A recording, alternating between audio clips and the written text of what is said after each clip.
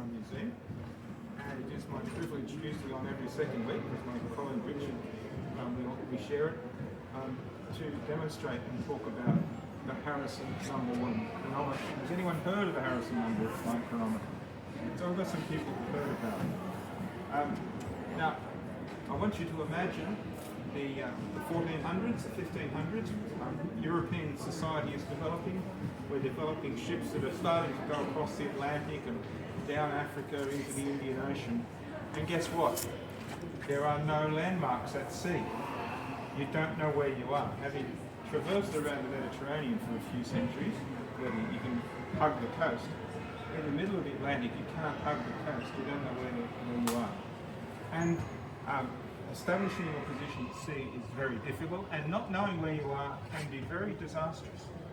If you think you're here, and you're actually here, and here there are rocks and reefs and things, you are going to get into big trouble. And there were some notorious examples where various fleets of ships coming up to the English coast thought they were heading to harbour. In fact, they ran onto rocks, and hundreds of people, thousands of sailors died, and lots of valuable ships were lost.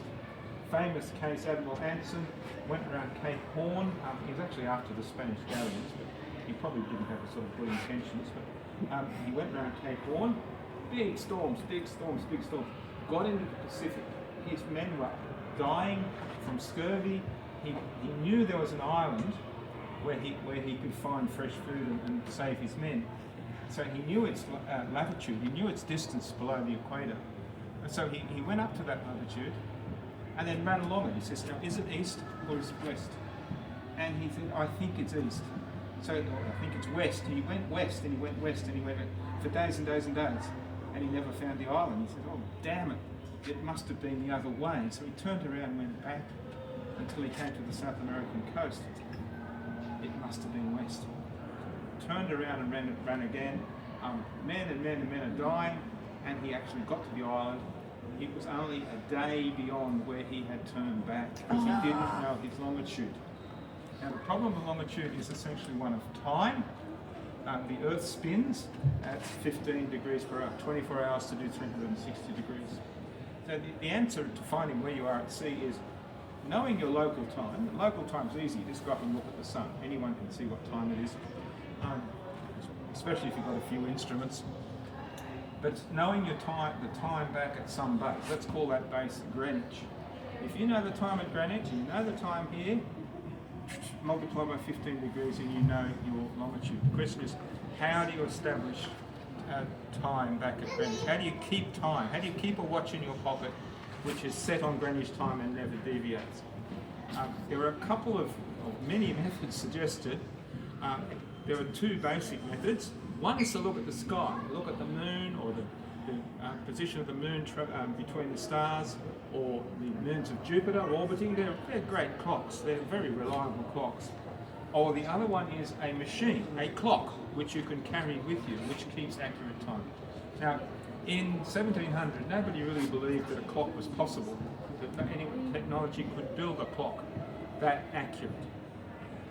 So the people at the time, the astronomers, were really trying to understand the motion of the moon to work out a way of telling time at sea.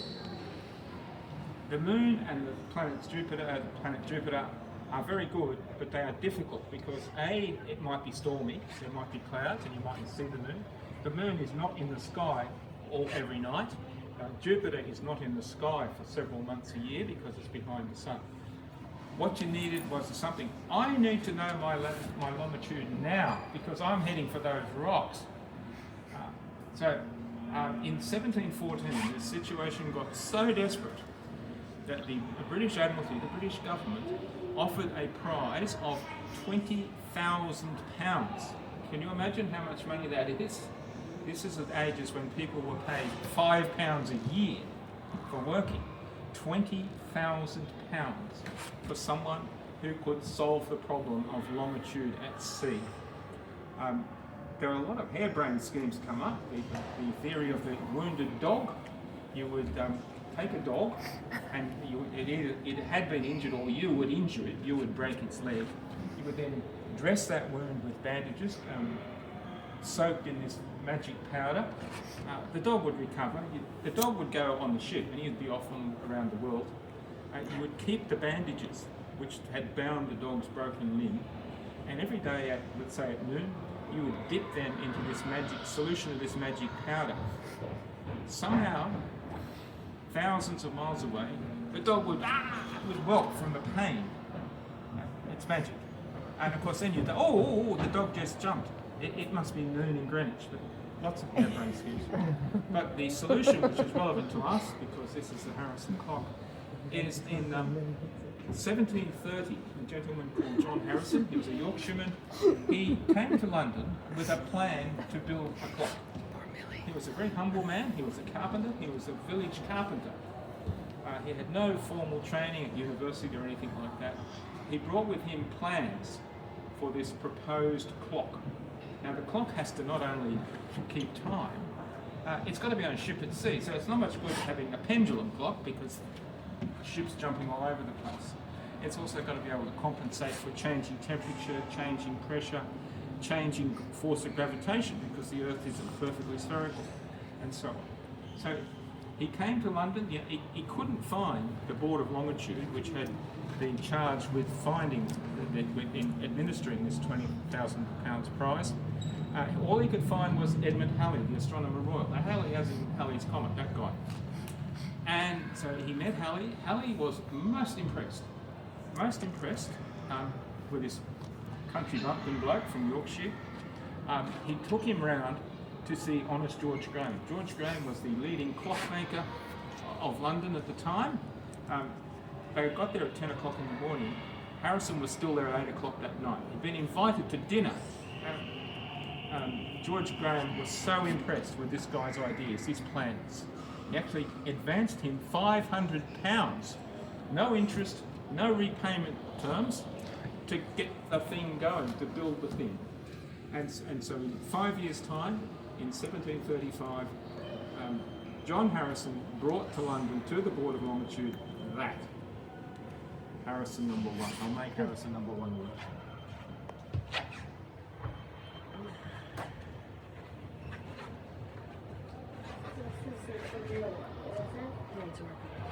So I just pull the string to just put some energy into the thing,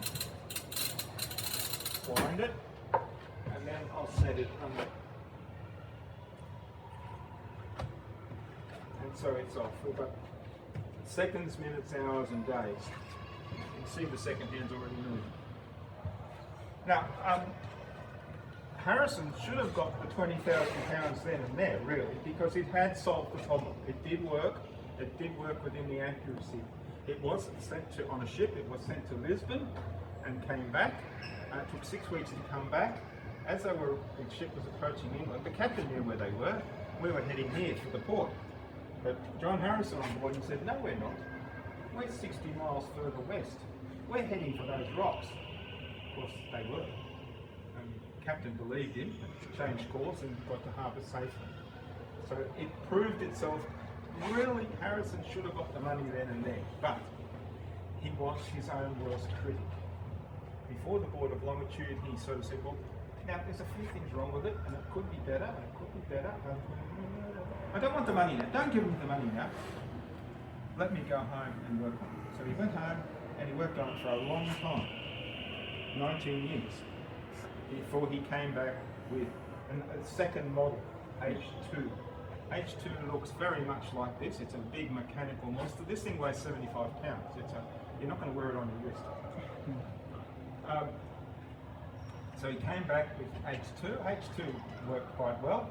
But again, Harrison turns around and says, yes, but this, but that, but I can figure this, I can help that. It could be better, could be better. Went back and made H3, which didn't take that long. But in the meantime, he had been made by a watchmaker, a clockmaker in London, a pocket watch. And this was a revelation to Harrison. So very quickly after H3, he came back with H4. Now H4 does not look like this. H4 would fit in the palm of your hand. It's a pocket watch. It's a big pocket. It's 5 inches in diameter. It's a bread and butter plate size pocket watch. It looks completely different to this. And with that, this is basically what won Harrison at £20,000. He probably never actually got the prize. He got the money, but whether they actually formally awarded him the prize is another question.